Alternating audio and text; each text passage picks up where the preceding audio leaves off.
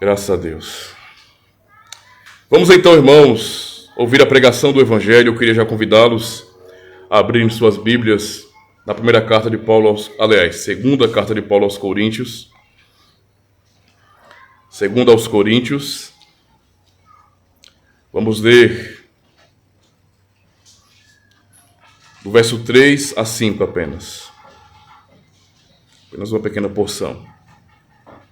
Segundo aos Coríntios, capítulo 1, versículo 3 ao 5.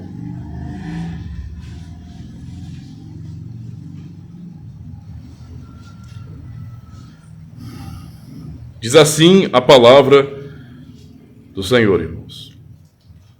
Bendito seja o Deus e Pai de nosso Senhor Jesus Cristo, o Pai de misericórdias e Deus de toda consolação. É Ele que nos conforta em toda a nossa tribulação, para podermos consolar os que estiverem em qualquer angústia, com a consolação com que nós mesmos somos contemplados por Deus.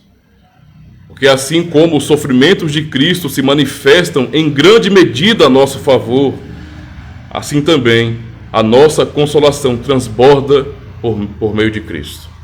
Até aqui, meus irmãos. Amada congregação do Senhor Jesus Cristo, como encontrar consolação no sacrifício e morte de Cristo? Qual é a relação da morte do Filho de Deus, do único Filho de Deus, com a nossa vida, e em que isto nos consola? Por que essas perguntas são importantes para nós, irmãos? Porque uma vez que estamos em uma cultura, digamos assim, cristianizada, eu não posso chamar nossa cultura de cultura cristã, mas de uma cultura cristianizada, não é? Porque uma cultura verdadeiramente cristã obedece aos princípios cristãos sem reservas. Mas uma cultura cristianizada tem influência do cristianismo, não é? Nem tudo que vemos nessa cultura, então, é de fato cristão. Por que, então, essa pergunta é importante para nós? Porque nessa cultura cristianizada, nós somos muitas vezes levados a olhar para Jesus Cristo ou o sacrifício de Cristo, o que é mais notório na questão cultural, como se fosse apenas uma história cristã. Um acontecimento muito forte, talvez uma grande história de amor, que nós olhamos, admiramos, nos emocionamos, mas não passa disso. Nós acabamos às vezes olhando para isso e pensando, nossa, realmente é muito importante refletir no fato de que Cristo morreu na cruz para perdoar pecados. E isso, de fato, é uma coisa muito boa. Quantos não se emocionam, por exemplo, assistindo até filmes, embora consideremos tais filmes, não é, uma quebra do segundo mandamento, porque nós não devemos fazer imagem de Deus em hipótese alguma. E a menos que Cristo, não é, ele não seja Deus, então eu não posso fazer a imagem dele. Por isso, nós temos que realmente defender a palavra de Deus, até mesmo nas situações culturais, porque a cultura não é neutra de jeito nenhum. E eu preciso realmente obedecer o que o Senhor está dizendo. Mas, pensando na questão cultural em si, as pessoas se emocionam a pensar nisso. Algumas manifestações religiosas têm suas imagens de um Cristo crucificado. As pessoas, de repente, olham e pensam, nossa, ele morreu para perdoar pecadores. Ele morreu para pagar pecados. Mas parece que mesmo no meio evangélico, pegando toda a cristandade em si, não há uma reflexão sobre as implicações, não é, atuais da morte de Cristo. Pensamos como realmente uma memória bonita, uma memória de um sacrifício de amor por nós, mas não pensamos muitas vezes em quais implicações isso tem para a minha vida hoje. Como é que a morte de Cristo, como é que os sofrimentos que o nosso Senhor Jesus passou neste mundo, nesta terra, me atingem, são aplicados à minha vida, se relacionam comigo, com a minha vida hoje. Nós temos que aprender a olhar para aquilo que a Escritura ensina, não como apenas uma mera lembrança ou registro histórico de algo muito bonito que aconteceu, mas precisamos realmente olhar aquilo que a palavra do Senhor nos ensina, o Evangelho, como algo real, presente, ativo, que está funcionando agora, que tem implicações para o nosso dia a dia. É assim que temos que aprender a olhar, sempre para o Evangelho. Por isso, nós precisamos realmente olhar para a palavra de Deus, não é? e não tratá-la mais como um livro desatualizado, como um livro que apenas narra a história, que nos dá orgulho, não é? Porque temos uma identidade ligada a este livro. Mas temos que olhá-la realmente como a palavra viva e eficaz de Deus. A palavra que ainda opera em nosso coração pelo Espírito Santo. A palavra que me ensina a viver hoje e que muda meu coração hoje também. E é assim que temos que olhar, principalmente para a obra do Senhor Jesus Cristo. Na primeira parte, aqui do nosso texto, o apóstolo Paulo diz: Bendito seja o Deus e Pai de nosso Senhor Jesus Cristo, o Pai de misericórdias e Deus de toda a consolação. Vamos falar sobre a obra de Cristo e suas implicações no ápice dessa mensagem de Paulo. Ele começa nesses 3 versículos aqui, ele vai falando sobre consolação, e então no verso 3, ou verso 5, aliás, ele chega no ápice, ele aponta diretamente para a obra de Cristo para falar que essa obra é a base de nossa consolação, certo? Mas ele inicia falando sobre bendito seja o Deus e Pai de nosso Senhor Jesus Cristo, o Pai de misericórdias e Deus de toda a consolação. Só então, nesse primeiro verso, já vemos de maneira formidável, não é, algo sobre o nosso relacionamento com Deus. O que em si, irmãos, deve nos levar realmente ao entendimento que somos consolados pelo Senhor. Mais uma vez eu digo, nem todos os cristãos hoje sentem-se seguros nesse relacionamento com Deus. Justamente porque estamos realmente acostumados a tratar a fé ou a verdade cristã ou o registro da palavra de Deus como sendo algo passado, como sendo apenas um registro, um memorial nesse sentido, e não como sendo algo presente. As pessoas até leem os salmos, né? Leem os salmos belos, colocam versículos bíblicos no carro, sabe? Fazem de tudo para que você tenha versos, você tenha quadros com os textos dos salmos, como por exemplo o Salmo 23, por exemplo, o Senhor meu pastor nada me faltará, e assim por diante. As pessoas fazem isso porque apenas recordam quando olham para a palavra de Deus, ou pensam naquilo que a palavra do Senhor nos traz como um memorial. Só que não entendem a implicação disso, as implicações disso. Paulo aqui já inicia dizendo àqueles irmãos, não é? Que Deus é o Pai de misericórdias e o Deus de toda a consolação, não é? E podemos falar dessa maneira, não é? Justamente porque o Senhor Jesus nos ensinou a olhar para Deus assim. Quando Cristo reúne os seus discípulos e os ensina a orar, por exemplo, o objetivo do Senhor Jesus é ensinar aos seus discípulos que eles têm consolação em Deus o Pai, que eles não estão sozinhos, órfãos deste mundo, mas que eles podem olhar agora para Deus não como aquela figura distante que apavorava, mas olhar para Deus como um Pai misericordioso, um Pai que se importa com seus filhos. E até comparações ele faz para ensinar aos seus discípulos. Ele vai falar, olha, vocês que são maus, sabeis dar coisas boas aos vossos filhos, que dirá o vosso Pai Celestial? Ou seja, mesmo nós, sendo depravados, corruptos, problemáticos, mesmo nós sendo egoístas, pensando, sabe, em nosso próprio ego em primeiro lugar, nos exaltando muitas vezes, ainda assim nós sabemos o que é amor nesse sentido, porque nós nos sacrificamos pelas pessoas que nós amamos, pelos nossos filhos. Que dirá o vosso Pai Celestial? Não se importa com vocês. Então Cristo nos ensina isso justamente para que tenhamos a noção, o entendimento, a consciência e a fé de que nós somos consolados porque temos um Pai, não somos órfãos. É necessário então vencer essa má cultura em nós, porque é notório que cristãos não conseguem olhar para a Bíblia Sagrada como o livro, não é, em que Deus fala hoje com a sua igreja, hoje com o seu povo. Não é à toa que para muitos cristãos hoje a Escritura é um texto relativamente chato. As pessoas têm facilidade por ler textos atuais, que são até pobres, digamos assim. Tem alguma coisa boa? Tem. Entretém a pessoa. Mas são textos que não são vivos. Não são mensagens vivas. Por mais que sejam divertidas, elas não falam ao meu coração. As palavras que eu leio de outros livros, elas não podem me tocar. Elas não podem ir até o âmago do meu ser e revelar a mim mesmo quem eu sou. A palavra do Senhor faz isso. E mesmo assim, tais livros não podem me trazer, não é, a grande consolação que somente Deus me dá.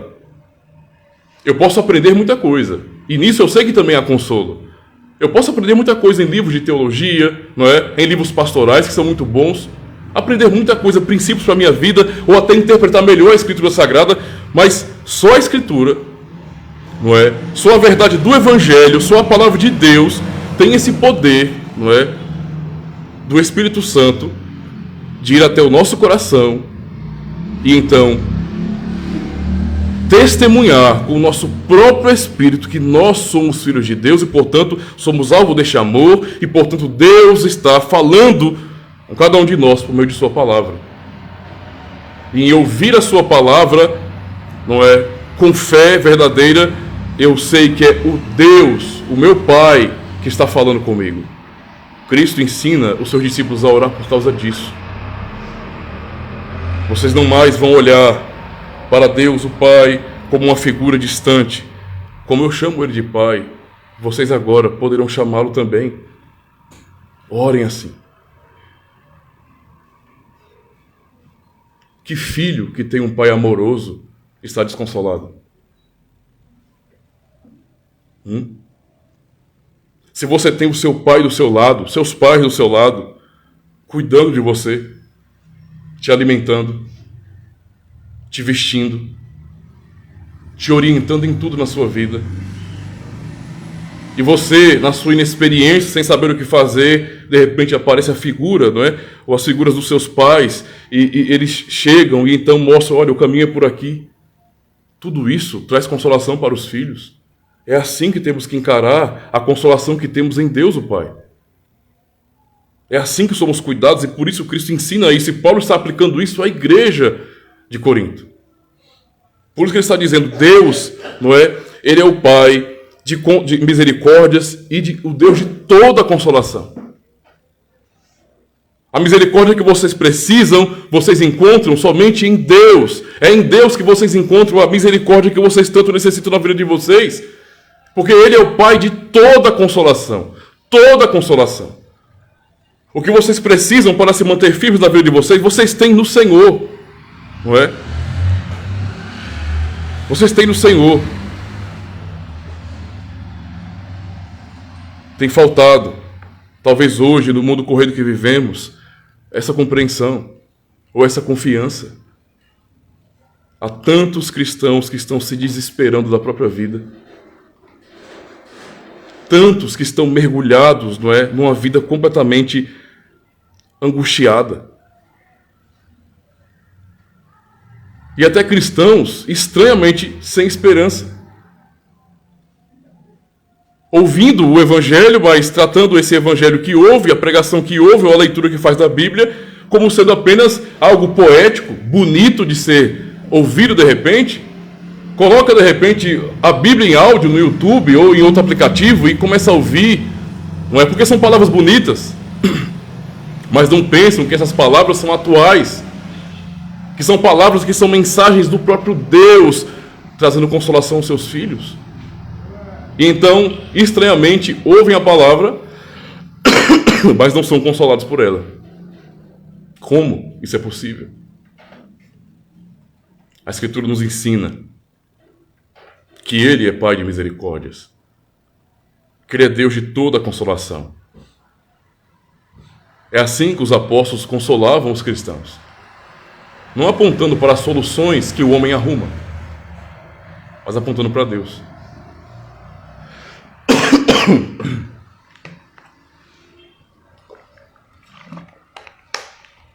Por maiores que sejam nossos esforços para encontrar soluções para os nossos males, todos os nossos esforços são limitados ainda. Nem sempre nós vamos obter resposta neste mundo, não é? Para resolver nossos problemas. Às vezes confiamos demais e nos frustramos por causa disso. Nós precisamos então de algo que está além desse mundo. Além. E quando eu falo além, é pensando na eternidade, é pensando em uma vida além daqui, algo que transcenda essa realidade e que realmente possa dar esperança de felicidade plena, verdadeira. O mundo vive em desespero porque o mundo não tem esperança, mas um cristão que conhece o Evangelho, ainda que ele lute em seu próprio coração, ele tenha batalhas terríveis em seu coração, ele precisa realmente aprender todos os dias a olhar para Deus o Pai, encontrar nele misericórdia e consolação. É isso que sustenta o povo de Deus desde sempre, irmãos. Desde sempre.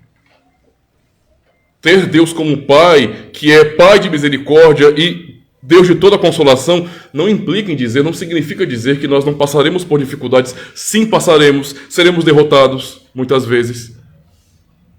Vamos nos sentir assim. Nem tudo vai dar certo. A questão não é essa, a questão é que essa consolação, ela está além desse mundo. Pois Deus não é um Pai terreno, é um Pai eterno. Então está além desse mundo. Paulo, quando olha para a comunidade, para aquelas igrejas, e é isso que os apóstolos procuravam fazer. Mesmo o apóstolo Pedro, observando, por exemplo, não é, que já estava crescendo gradativamente perseguição contra a igreja. Logo no início havia mais uma rixa entre judeus e cristãos. Mas depois isso foi se espalhando, foi crescendo, não é? E realmente os cristãos começaram a ser vistos pelo Estado, daquele momento ali, como se fossem uma praga na sociedade, que estavam atrapalhando a sociedade, porque estavam influenciando a um tipo de cultura boa, não é? Confrontando a maldade, a promiscuidade daquela cultura greco-romana. Então eles eram realmente algo que incomodava naquele momento. E os apóstolos, eles estavam percebendo isso. Eles procuravam consolar esses irmãos, não apenas pelos problemas pessoais que eles tinham, por algo que estava acontecendo naquele momento específico, mas já preparando eles. Olha, vai ficar intenso, cada vez mais intenso. As coisas vão piorar para a igreja de Cristo, humanamente falando. Então vocês precisam aprender agora a depositar o coração de vocês em Deus, a procurar nele consolação, porque senão vocês não vão suportar. Então, a maneira de consolar os cristãos, bíblica, é apontando para Deus. Ele é aquele que nos consola, é o Pai de misericórdias e o Deus de toda a consolação. Tudo que precisamos para a nossa vida está nele. E Paulo continua, e ele vai ampliando esse entendimento. Ele fala no verso 2, é Ele que nos conforta em toda a nossa tribulação, para podermos consolar os que estiverem em qualquer angústia, com a consolação com que nós mesmos somos contemplados por Deus. Percebam que palavras profundas aqui do apóstolo Paulo. Ele, não é? É Ele que nos conforta em toda a nossa tribulação. Então podemos nos perguntar, podemos fazer essa pergunta ao nosso próprio coração. Em que estamos buscando consolo para a nossa vida? Em quem estamos buscando consolo para a nossa vida? O mundo acaba ensinando por seus princípios maus que o ser humano, quando está em aperto, quando está desiludido, quando perdeu a razão de viver, quando as pessoas estão em uma pressão muito grande e não conseguem lidar com os seus problemas, você pode usar, não é, algumas coisas para tentar amenizar essa pressão. Quais são as soluções que o mundo dá? Fique escravo dos remédios, das drogas controladas, não é? Descendo um pouquinho mais de nível, vá às drogas, não é, ilícitas mesmo, ou vá se escravizar no álcool, digamos assim.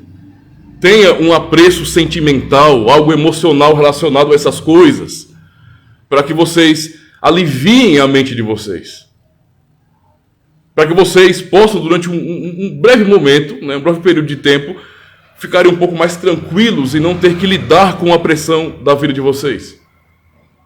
Então, use uma droguinha, se viciem em remédios, em álcool. Outros procurem a vida de prostituição.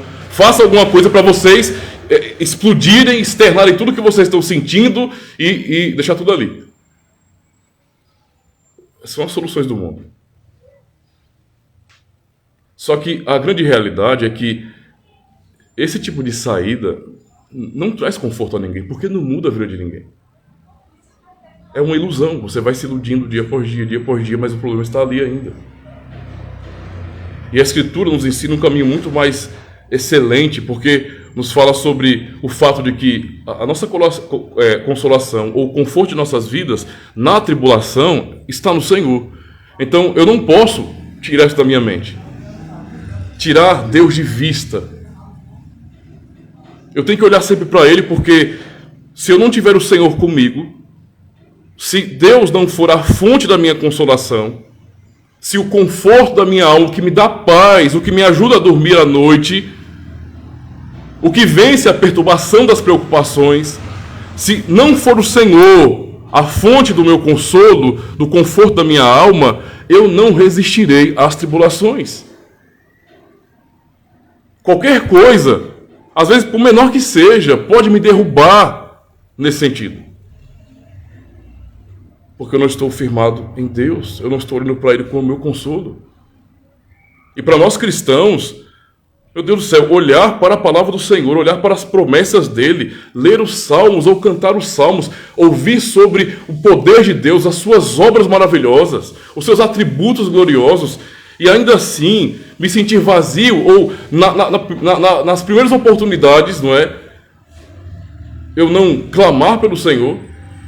A consequência disso, irmãos, dessa falta de entendimento de que Deus é a nossa consolação, de que nele nós encontramos esse consolo, é justamente a diminuição da quantidade de tempo de oração que nós gastamos, que dedicamos à nossa vida. Quando nós oramos pouco, isso não é outra coisa senão, não é, a nossa falta de confiança em Deus. O que me leva a orar é a fé. Eu só oro por causa de fé. Eu não tenho como orar se não crer em Deus. Se eu orar sem fé, eu estou só falando ao vento. Deus não ouve nada do que eu estou dizendo. A minha oração é feita a oração de um ímpio. Ou seja, não tem o menor significado para Deus. Então, Ele me chama a orar, não é? E me dá a oração como uma ferramenta que me abençoa e que me ensina que eu tenho um relacionamento com Ele. Se eu orar sem fé, eu não estou orando. Então eu devo orar até que eu tenha orado de verdade. Eu devo buscar a Deus de todo o meu coração para encontrá-lo. Se não está acontecendo oração, se estamos tendo dificuldade de separar tempo para abrir nosso coração a Deus, não é? Chegar a Deus e falar: Senhor, é assim que eu estou.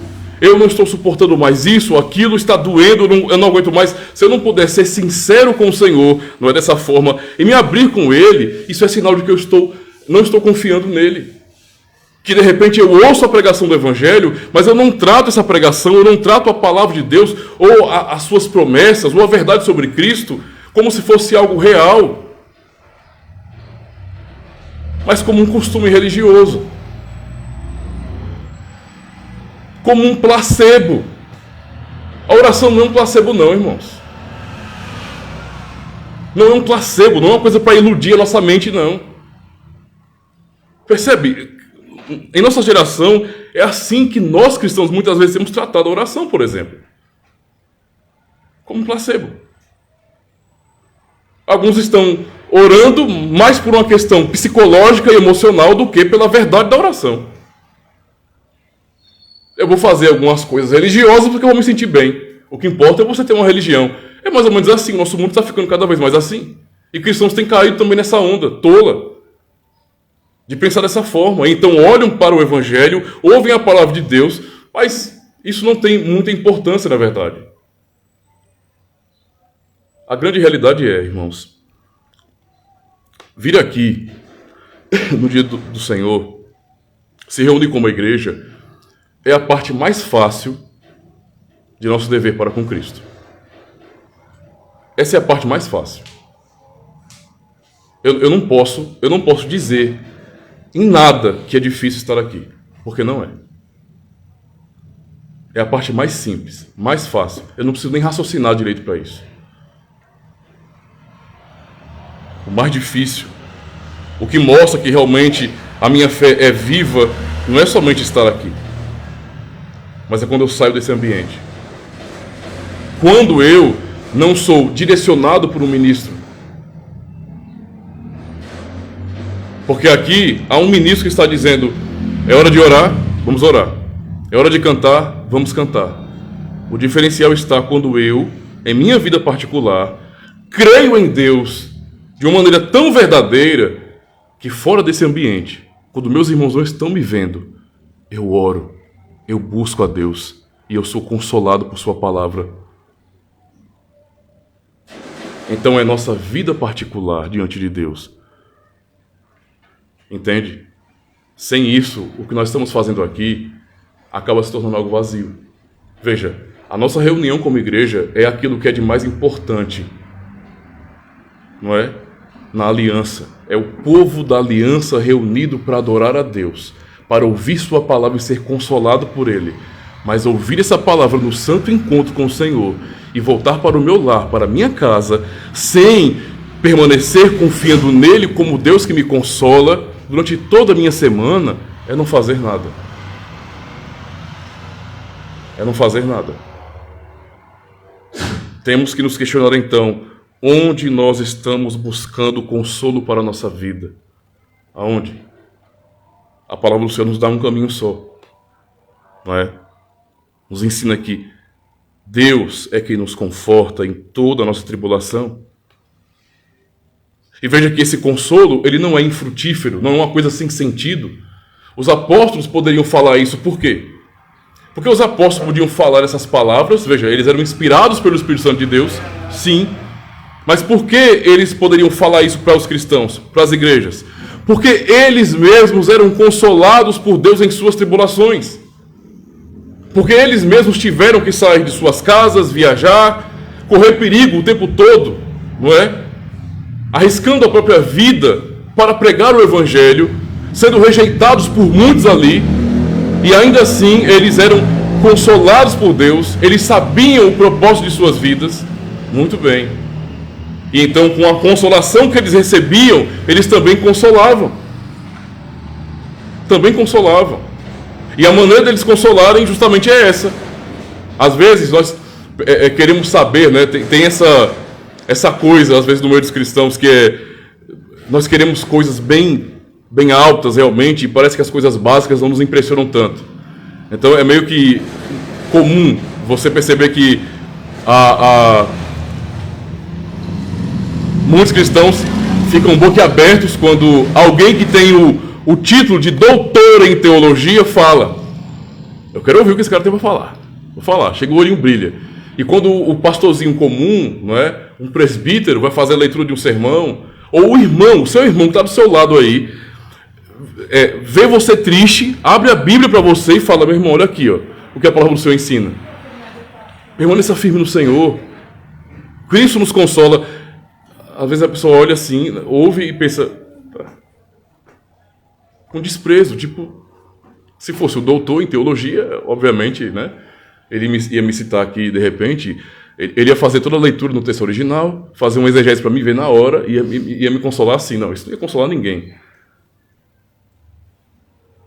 Nós queremos, às vezes, coisas que são complexas demais, que têm a aparência de serem intelectuais, ou mais espirituais, mais profundas, quando, na verdade, a consolação que o Senhor nos dá é tão simples. Porque os apóstolos falam, o apóstolo Paulo fala bem assim: é Ele quem nos conforta em toda a nossa tribulação, para podermos consolar os que estiverem em qualquer angústia, com a consolação, não é, com que nós mesmos somos contemplados por Deus.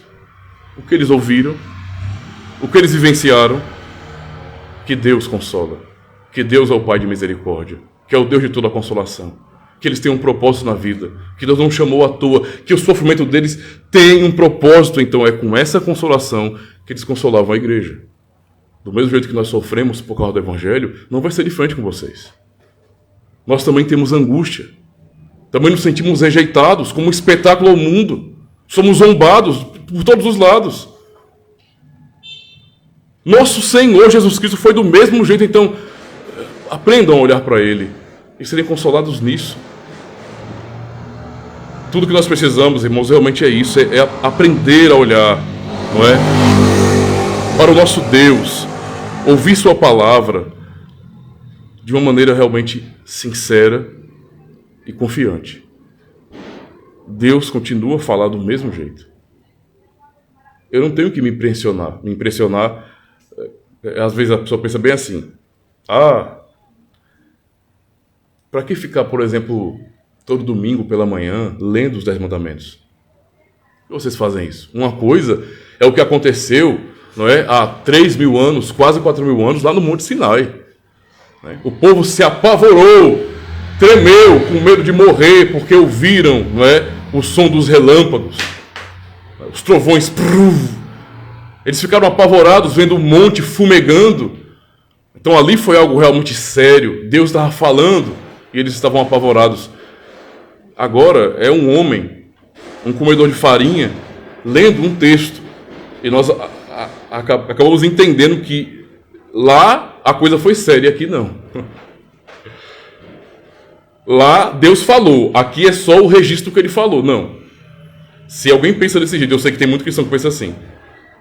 Se alguém pensa assim, está tratando a palavra como se ela não fosse viva.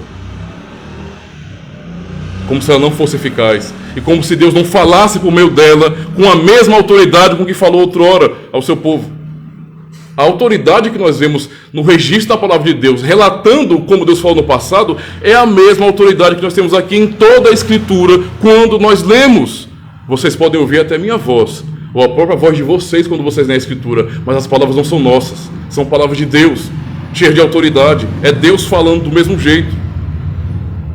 Temos então que confiar nessa palavra e encontrarmos somente no Senhor essa consolação. E é com essa consolação que nós temos que aprender a consolar uns aos outros. Temos que aprender a compartilhar isso com nossos irmãos. Você está notando o seu irmão abalado, triste? Você não tem nada melhor. Eu posso dizer para você que não existe nada melhor do que você chegar ao seu irmão triste, abalado, abrir a sua Bíblia e ler a palavra de Deus para o seu irmão. Dizendo isso, não são palavras minhas, é a palavra de Deus. Veja, é Deus te ensinando o que é consolação. É Deus dizendo palavras para você de consolo. Confie na palavra do Senhor Jesus Cristo. Nós precisamos disso hoje, irmãos. Hoje, realmente encarar a palavra de Deus como sendo viva e eficaz. É assim que os apóstolos consolaram os demais cristãos. E agora sim, depois de entendermos isso, como Paulo vai desenvolvendo esse assunto da consolação, ele chega ao verso 5, não é?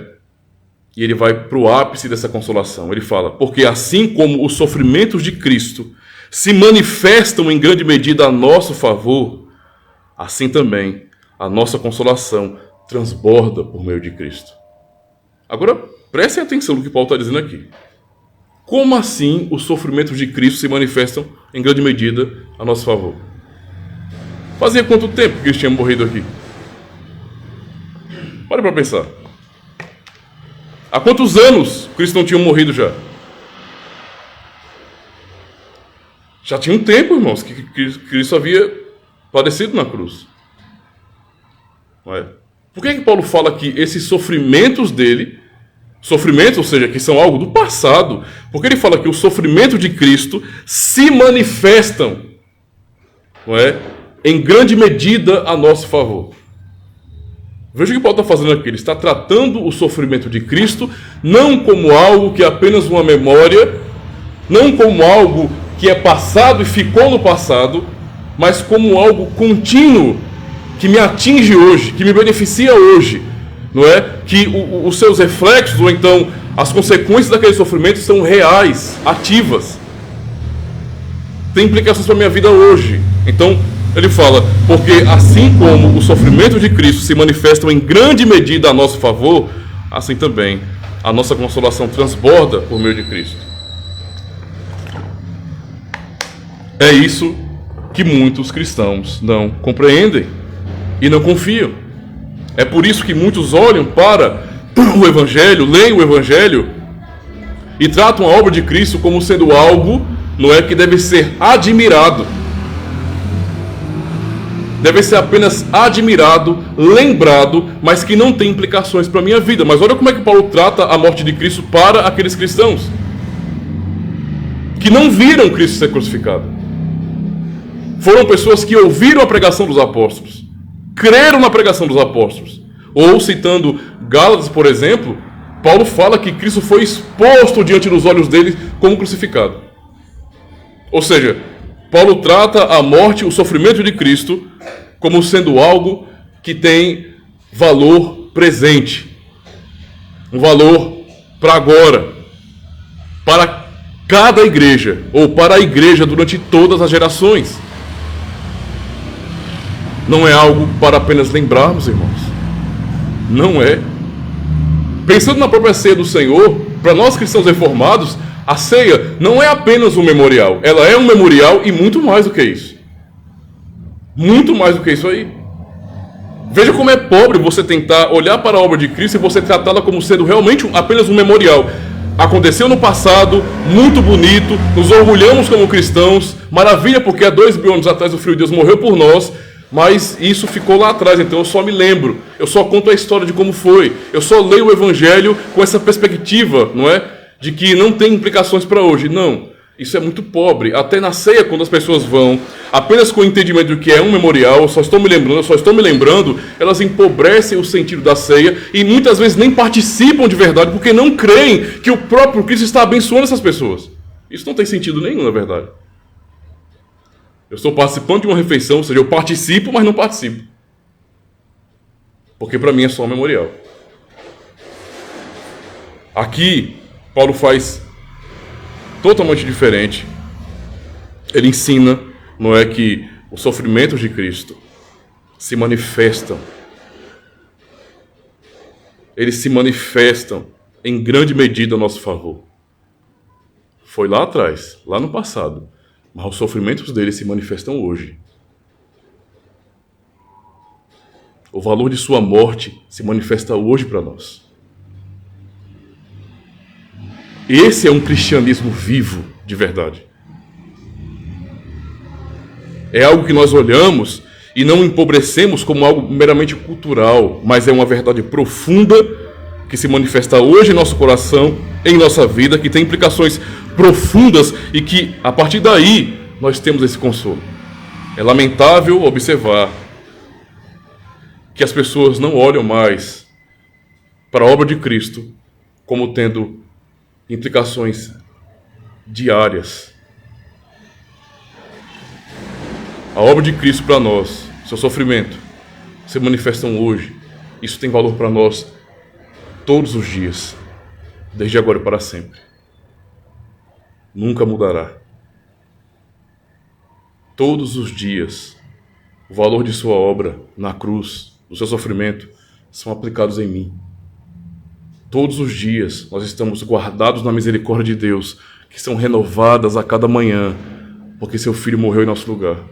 Todos os dias. Não há um dia que nós acordemos sem a misericórdia dele. Não há um dia de vida, não é? Um dia, não há um minuto, não há um segundo, um milésimo de segundo em que nós respiramos e andamos nesse mundo que a obra dele não tenha valor para nós. Está sendo aplicado. É assim que Paulo trata a morte e o sofrimento de Cristo para a igreja. E quão é importante para nós, irmãos, olharmos para a obra de Cristo assim, não é? Dessa forma.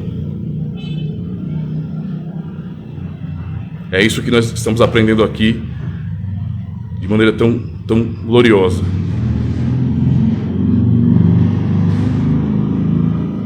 A pregação cristã, ela é tão poderosa por causa disso. O que importava para os apóstolos pregarem? O que Paulo falou muitas vezes, aos Coríntios mesmo, na primeira carta, não é?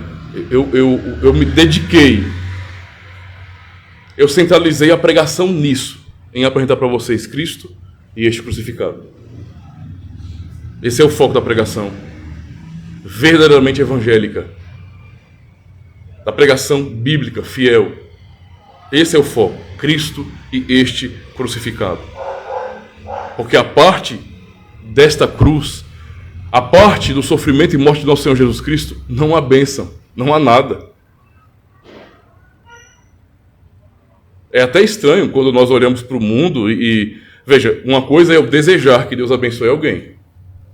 Eu tenho que desejar isso. Orar até por isso. Mas eu também tenho que reconhecer que fora de Cristo não há ninguém abençoado, não. Não há bênção fora de Cristo. Que bênção pode haver para um homem que está andando para o inferno? Que bênção tem? Nenhuma. Tudo é ilusão. Bênção que é material, que você tem hoje e amanhã, a traça e a ferrugem consomem, corrói. Que não é segura. Não, a única bênção real nesse mundo é estar em Cristo. Porque nele nós temos todos os tesouros celestiais. É só isso. Porque nele nós temos transcendência. Porque se morremos hoje, pertencemos a Ele, em vida e morte. Isso é bênção de verdade. É estar garantido por toda a eternidade. Esta é a verdadeira bênção. Fora disso aqui que Deus revela como a grande bênção, todo o resto é ilusório. É vaidade. Nós podemos ter ou não podemos, ou também não vai fazer diferença nenhuma.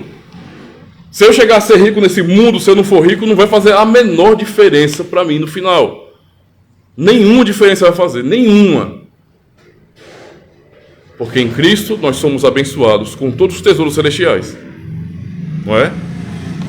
Então, o sofrimento de Cristo, então, se manifestam. Isso é algo glorioso para nós cristãos, porque tem implicações para a nossa vida e deve nos fazer realmente viver com essa consciência. Eu preciso compreender que eu estou ligado àquela morte na cruz, que eu estou ligado àquele sofrimento por mim. Eu estou ligado a isso. Que não é apenas o registro de algo terrível que aconteceu, não é?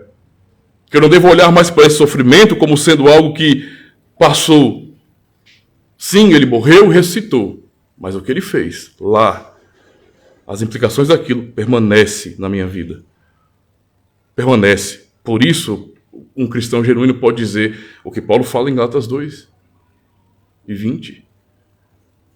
Já estou crucificado. Agora vivo não mais eu, mas Cristo vive em mim. A morte dele tem que ser a nossa morte. Eu não posso apenas olhar para Cristo e vê-lo crucificado. Eu tenho que olhá-lo crucificado e me ver crucificado com ele. Me ver crucificado com ele. Não é?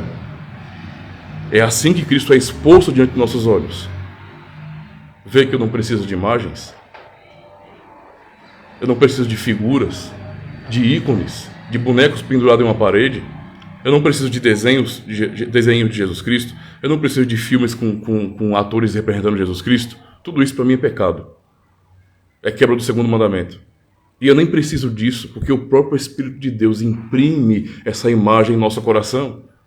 Imagem essa que eu não posso, nem devo, nem preciso sequer tentar trazer para o mundo, daqui, o mundo real. Não.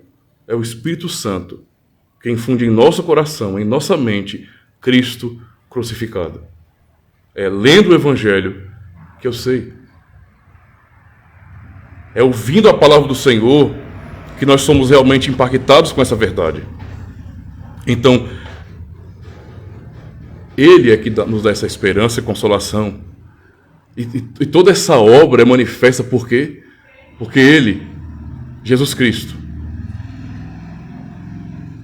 rogou ao Pai, o Deus de toda a consolação, para nos enviar o Espírito Santo, o Consolador. E é justamente Ele, por sua obra, que aplica em nós essa obra de Cristo, que nos convence da sua palavra. Ele é quem realmente nos ensina o caminho do Senhor Jesus Cristo e nos mostra como nós somos abençoados. E ainda afirma, assim também, a nossa consolação transborda por meio de Cristo. Então, aprendemos sobre Deus, que é Pai de misericórdia e Deus de toda a consolação, que consolou aqueles apóstolos para que eles também pudessem, com a mesma consolação, consolar os cristãos. Consolação que também nos consola hoje, não é? E então ele fala que, assim também, a nossa consolação, o que nós temos de consolo em nossas vidas, transborda por meio de Cristo. É assim que o Pai de misericórdia e Deus de consolação manifesta a sua consolação em nossa vida por meio do seu Filho amado Jesus Cristo. Ou seja, a consolação que temos em Cristo, ele fala, é transbordante. Transborda. Transborda é muito além, irmãos. É muito mais do que suficiente para toda a nossa vida. E podemos nos perguntar então, de que forma isso acontece? De que forma encontrar esse verdadeiro consolo no sofrimento de Jesus Cristo? Como esse sofrimento de Cristo, como pensar em suas chagas, na sua humilhação, traz consolo à minha vida? O texto que realmente mostra isso de maneira tão gloriosa é o texto de Isaías. Nós lemos no verso 4 de Isaías 53, certamente ele tomou sobre si as nossas enfermidades e as nossas dores levou sobre si. Isso não significa dizer que nós não adoecemos mais. O propósito de Isaías aqui é dizer tudo que está relacionado com a corrupção de nossa carne, de nossa natureza, de nossa alma, tudo que se manifesta de maneira tão ruim, maligna, em doenças, tudo que manifesta a morte em nossa vida, Cristo levou sobre ele. Por isso, a minha consolação é saber que em seu reino, isso que é a manifestação da morte na nossa vida, não mais nos atingirá. Ele levou tudo isso sobre ele. Ele não levou as suas próprias enfermidades porque ele é santo. Mas ele tomou sobre si as nossas enfermidades. E as nossas dores levou sobre si. No verso 5 ele fala, mas ele foi traspassado pelas nossas transgressões e moído pelas nossas iniquidades. E o castigo que nos traz a paz estava sobre ele, e pelas suas pisaduras fomos sarados. No verso 7 ele também diz, ele foi oprimido e humilhado. Não é? E continua dizendo, todavia ao Senhor agradou moê-lo, fazendo-o enfermar. Quando ele, não é, der a sua alma como oferta pelo pecado, verá a sua posteridade e prolongará os seus dias, e a vontade do Senhor prosperará nas suas mãos. Verso 10. E ainda mais, no verso 11 ele fala, ele verá o fruto do penoso trabalho de sua alma e ficará satisfeito. Isso aqui realmente é muito forte, irmãos. Isaías falou pelo Espírito de quem? Pelo Espírito de Cristo. Pelo Espírito Santo. Ele verá o penoso trabalho de sua alma. E aí podemos pensar na cena, não é? Primeiro, lá no jardim de Getsêmani, ele ali orando, suando gotas de sangue, dizendo, Pai, se possível for, faça de mim esse cálice. Todavia que não seja feita a minha vontade, mas a tua, e então caminhando, não é, pela via dolorosa até o Gólgota. Nós podemos ver justamente essa cena aqui. Ele verá o fruto do seu penoso trabalho, o trabalho de sua alma, todo o investimento que ele deu. Ele disse, a minha alma está triste até a morte, o penoso trabalho de sua alma, e ficará satisfeito. Ficará satisfeito. O meu servo, o justo, com seu conhecimento, justificará muitos, porque as iniquidades deles levará sobre si. É assim que os sofrimentos dele, que a sua humilhação e morte nos trazem consolo. Porque de maneira tão antecipada, já é dito que o que ele fez, que o fruto não é do seu trabalho, lhe trará satisfação. Porque foi uma obra perfeita. Porque ele veio para salvar e de fato salvou. Ele veio trazer justiça a pecadores e foi o que ele fez. Perdoou para sempre um povo escolhido por Deus. Por isso, irmãos, podemos olhar para a sua morte, para o seu sofrimento, como sendo esse penoso trabalho. Esse trabalho duro, árduo que ele realizou para nos curar. Para nos curar do grande mal que nos afasta de Deus. É assim que nós podemos olhar para a obra de Cristo, para o sofrimento de Cristo e entender que em Cristo a consolação transborda. A consolação transborda. Não é? Não tem como você duvidar de uma salvação perfeita e absoluta de Deus só lendo Isaías. Você já lê esse texto aqui, já fica maravilhado em perceber a segurança de salvação que temos aqui. Cristo, ele está satisfeito com o que ele fez, embora há tantos cristãos que não estejam, ainda insistam que, não é, apesar da morte dele, vamos ter que ir para o inferno ainda assim. Que segurança é essa? Que fé é essa? Que consolo é esse? Não, o nosso consolo vem do seu sofrimento. Ele morreu tão certo como ele morreu, assim estamos garantidos. Pois a morte dele é a nossa morte também. Todas as vezes, então, e eu quero partir para a conclusão agora, que ouvimos a pregação do Evangelho, que você ouvir a pregação do Evangelho, lembre-se, não é? Lembre-se, pelo poder do Espírito Santo, o Consolador, de que toda a humilhação, todo o penoso trabalho foi por sua vida, em particular por sua vida. Foi uma obra pessoal por você. Não foi uma coisa genérica, foi algo direcionado. Ele te tinha em mente quando ele fez o que ele fez. Ele falou, eu conheço as minhas ovelhas, elas me seguem, eu dou-lhes a vida eterna. Tudo o que ele fez, não é? Foi te amando de verdade, porque ele te conhece. Então, esse é o consolo de nossa vida. No dia do Senhor 15 de nosso catecismo, por exemplo, na parte final da resposta, pergunta 37, nós vemos bem assim, olha: ele redimiu o nosso corpo e a nossa alma da condenação eterna e conquistou para nós a graça de Deus, a justiça e a vida eterna. Ainda na pergunta 39, nós vemos bem assim: por causa disso, a crucificação, esse é o ponto, tem uma certeza de que ele levou sobre si a maldição que estava sobre mim, pois quem era crucificado era maldito de Deus. Não é? E ainda na resposta à pergunta 44, toda a resposta, quando pergunta por que se acrescenta que ele desceu ao inferno, a resposta é a angústia, a dor, o terror e a agonia indizíveis que Cristo suportou em todos os seus sofrimentos, especialmente na cruz, dão-me a certeza e a consolação de que, por maiores que sejam as minhas tristezas e tentações, ele me livrou da angústia e do tormento do inferno. Essa é a nossa consolação em Jesus Cristo.